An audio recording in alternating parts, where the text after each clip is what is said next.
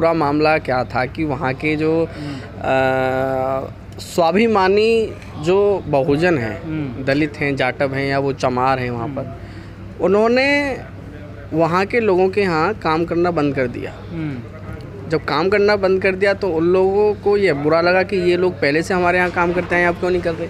और आज का जो बहुजन है वो अपने पैरों पे खड़ा है और पढ़ लिख कर आज वो वकील है, डॉक्टर है या फिर अपना कोई काम कर रहा है।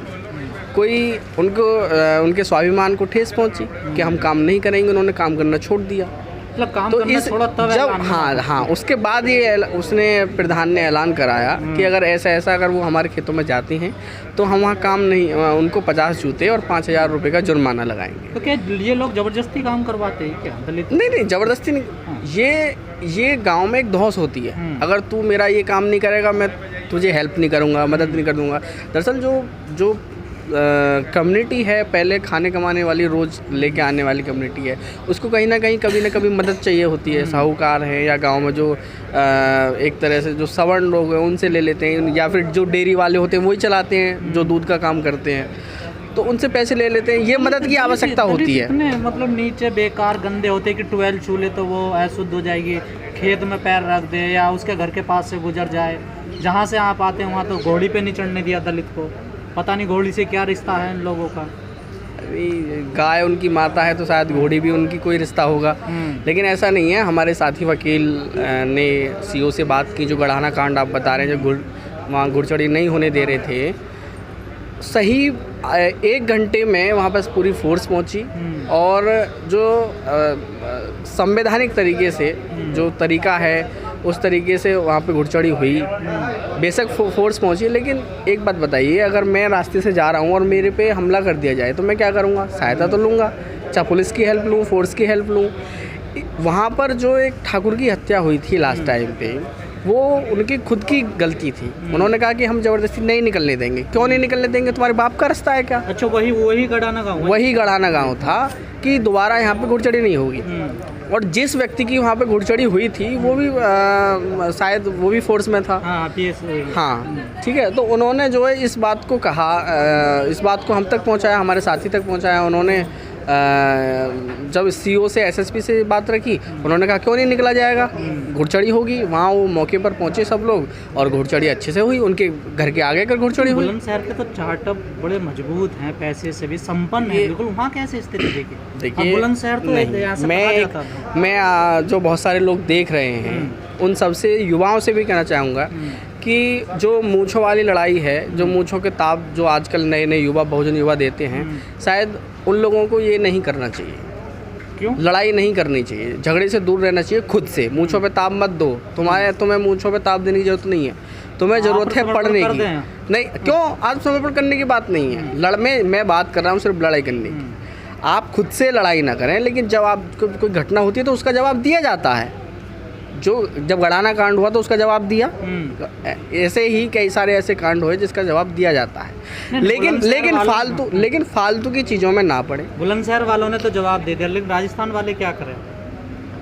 ये एकजुटता की बात है। बुलंदशहर उत्तर भारत में, बुलंदशहर अलीगढ़, आपने नाम सुना होगा, बुद्धप्रिय मौर्य, संघप्रिय गौतम, मान्यवर काशीराम साहब तो यहाँ बहुत बाद में आए थे।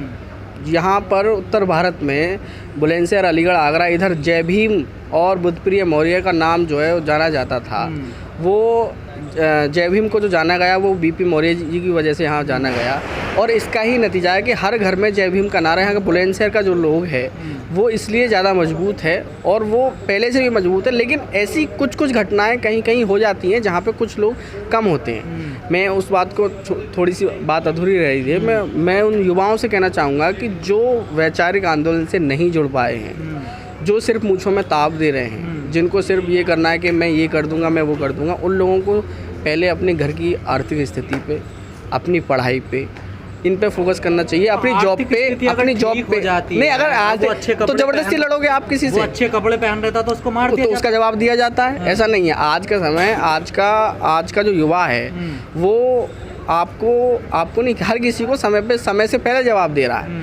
लेकिन ऐसे लोगों को अगर कोई घटना घट रही है, आपको आशंका है, तो उसको जो है घटना ना घटे, आपको ऐसा करना चाहिए। आज का समय मैं ऐसे कई सारे कांड बता सकता हूँ जो खामोखा कांड हुए बेकार की, जिनमें 100 200 लोग जेल गए, जो आज बर्बाद हैं, जिनके घर परिवार वाले भी आज उनको छुड़ाने नहीं जा रहे। चाहते हैं कि जेल से बचा जाए, मतलब बिल्कुल कोर्ट कचहरी से बचा जाए। आज की स्थिति ऐसी नहीं है जितनी आप कह रहे हो, इतने अच्छे लोगों की नहीं है। मैं इतना जानता हूँ, बुलंदशहर में भी ऐसे बहुत सारे गांव बता सकता हूँ जहाँ पे आर्थिक स्थिति छोड़ो, वो पढ़ते नहीं है, वो जुआ खेलेंगे फालतू की, उनमें 10 ऐब हैं, लेकिन वो ना पढ़ेंगे ना अपने बच्चों को पढ़ने भेजेंगे। तो ऐसी चीज़ों से थोड़ा दूर रहें, अपनी पढ़ाई पे ध्यान दें पहली बात, और आर्थिक स्थिति पे ध्यान दें, अपना काम करें। उसके बाद में जब आप खुद समर्थ होंगे तो समाज समर्थ होगा। जब हम सब 10 लोग हैं और 10 के 10 बेकार हैं, कुछ नहीं करें तो समाज, 10 लोगों से तो समाज बनता है। और जब 10 लोग अपना काम करेंगे तो हम समर्थ होंगे किसी भी काम करने में। अगर किसी को 1 रुपए की 1 लाख की जरूरत पड़ेगी तो तुरंत इकट्ठा कर सकते हैं, नहीं तो आप मांगने जाओगे। देश भर में हनुमान चालीसा चल रहा है, उसमें आपका क्या योगदान रहेगा? देखिए, ये हनुमान चालीसा ये धार्मिक पाखंड है और कुछ नहीं है। कुछ दिन पहले कहा कि हनुमान जी दलित हैं, तो चलो हनुमान जी दलित होंगे, ये जाति प्रमाण पत्र किसने बनाया ये कंफर्म नहीं है हनुमान जी का। लेकिन ये सिर्फ़ और सिर्फ बेकार की बातें हैं। ये बहुजनों को, यहाँ के जो बहुजन हैं उन लोगों को भटकाने की हर समय रणनीति चलती रहती है। बहुजनों को सिर्फ पढ़ाई करनी। कौन है बहुजन? कि इस देश में जो SC, ST और OBC है वो बहुजन है। OBC तो कह रहे हैं हम ठाकुर हैं। देखिए, जो ठाकुर समझे पड़े हैं, जो अपने आप को राजपूत कह रहे हैं, जो ठाकुर समझे, जो क्षत्रिय अपने आप को मानते हैं, रोज़ आप देखते होंगे कहीं ना कहीं उनके पिछवाड़े पे लात लगती रहती है। तो उन लोगों को समझना चाहिए, उन्हें शायद किसी ब्राह्मण से अपनी जन्मपत्री बनवानी चाहिए, जो अपने आप को क्षत्रिय कहते हैं। उसमें उनका कुल, उनका गोत्र और उनका जो वर्ण है वो पता लग जाएगा कि वो कौन से क्षत्रिय हैं और कौन से जो ठाकुर हैं। तो लेकिन बहुजन को हम छोड़ नहीं सकते, तो बहुजन को आप नकार नहीं सकते। बहुजन है, क्यों नहीं नकार सकते, इकट्ठा कर सकते हैं। देखिए, बहुजन हिताय बहुजन सुखाय बुद्ध का जो कॉन्सेप्ट है वो एक बड़ा कॉन्सेप्ट है। बुद्ध एक समुद्र है, मेरे पास सब आओ, सवर्ण भी आओ, हैं, क्षत्रिय भी आओ, ब्राह्मण भी आओ, वैश्य भी आओ, सब आओ। लेकिन कौन से क्षत्रिय थे बुद्ध? कौन से कुल के थे? क्षत्रिय थे, ठाकुर थे बुद्ध, ये कह दिया जाता है, लेकिन कौन से क्षत्रिय थे? कौन सा कुल था उनका? देखिए, क्षत्रिय कहने का मतलब ये थोड़ी है कि ठाकुर हैं। क्षत्रिय वो कौन? क्षत्रिय आप हो सकते हैं, क्षत्रिय मैं हो सकता हूँ। जो निपुण हो हर कला में, जो हम एक तरह से कह सकते हैं जो युद्ध में निपुण हो, वो क्षत्रिय है।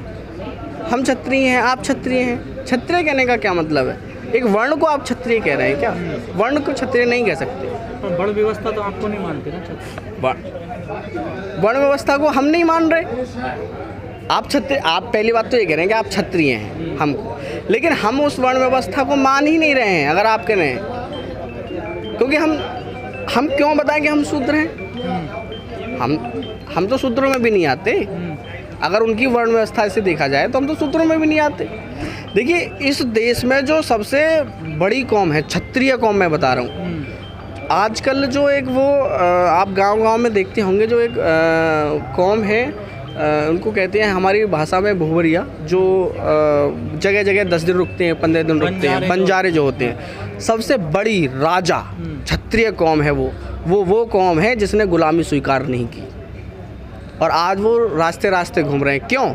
क्योंकि उनके महलों पे, उनके रियासतों पे जो कब्जा किया था, तो उन्होंने छोड़ के वो वहाँ से छोड़कर तो भागे, लेकिन वो उन लोगों ने गुलामी क्यों नहीं की? वो उन लोगों ने उन्हीं के यहाँ रह के काम नहीं किया। तमाम बहुजन परशुराम की जयंती मना रहे हैं।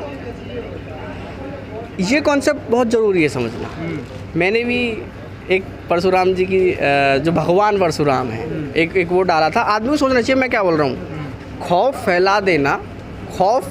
फैला देना उस नाम का वक्त लौट आया है भगवान परशुराम का। अब आप सोचिए मैं क्या कहना चाह रहा हूँ। आपको राजनीति करनी है क्या? जिसको राजनीति करनी है, मुझे राजनीति करनी है, मैं करूँगा। जो मुनादी करी, हाँ, सुनिए, वो परशुराम, सुनिए, मैं भी जानता हूँ। अगर आप इस तरह राजनीति करेंगे सिर्फ तो आप अकेले रह जाएंगे। आज जैसे मुसलमानों को, हर मुसलमान को आतंकवादी किया जाता है राजनीति में। एक सेकंड, मैं क्या कह रहा हूँ, नहीं मैं सिर्फ परशुराम की थोड़ी कह रहा हूँ, मैं तो राम की भी कह रहा हूँ, मैं तो कृष्ण की भी कह रहा हूँ, मैं तो जो इनके 36 करोड़ देवी देवता है मैं तो सबको खुश करूंगा। मैं तो सुनो तो सही, मैं तो सबको खुश करूंगा। मैं क्या कह रहा हूँ, आपका किसी का भी कॉन्सेप्ट, अगर आप राजनीति करेंगे, जैसे मुसलमानों को आज के समय आतंकवादी किया जा रहा है ना, आज के बाद में आपको भी आतंकवादी कहा जाएगा कि ये आतंकवादी है। आपको अगर राजनीति करनी है, आप कह रहे एक सीट आई है, क्यों एक सीट आई है? चमारों के अलावा कहीं जाते हैं क्या? क्यों एक सीट आई है? चमारों के अलावा आप धोबी के यहाँ, आप खटीक के यहाँ, आप कुम्हार के यहाँ, किसके यहाँ जाते हैं आप वोट मांगने? तमाम ब्राह्मण सम्मेलन हुए, कोई आम संसाधन दिया आपने। सिर्फ आपने कहा कि ब्राह्मण सम्मेलन हुए, और कौन सा सम्मेलन हुआ बताइए, किसके यहाँ गए? मैं आज अगर आप राजनीतिक रूप से बात करें तो कितना काम हुआ, और लोग 200 400 रैलियां कर रहे हैं, आप कितनी रैली कर रहे हैं? 18 रैली मात्र। कौन काम नहीं कर रहा? आप तो पार्टी में, आपको तो बोलना चाहिए था। मेरे पास कोई पद नहीं है, मैं कैसे पार्टी में हूँ? बोलना चाहिए था आपको। मैंने किया है, मैं अब भी कर रहा हूँ, मैंने कल भी लिखा, मैं कल को भी लिखूंगा, सब काम किया। देखिए, राजनीति अलग कॉन्सेप्ट है और आपका जो बहुजन मूवमेंट है अलग कॉन्सेप्ट है। तो आप सुनिए, आप मेरी बात कर रहे हैं तो मेरा जो वैचारिक आंदोलन, देखिए आरएसएस का जो आदमी है ना, वो आपकी बीएस में भी रहेगा, सपा में रहेगा, कांग्रेस में रहेगा, बीजेपी में रहेगा, लेकिन वो आरएसएस के कॉन्सेप्ट को नहीं बोल सकता।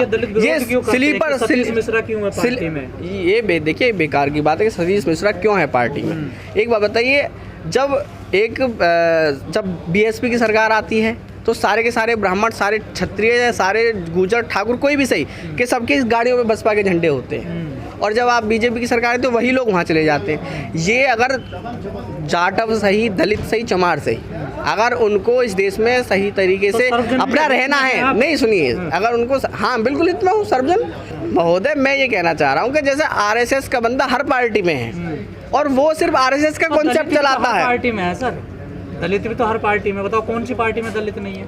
आरएसएस नहीं है ना, तो मैं जब भी तो कह रहा हूँ, मैं कह रहा हूँ आपके पास बहुजन आंदोलन होना चाहिए, आपके पास बहुजन आंदोलन का जो वैचारिक है वो होना चाहिए।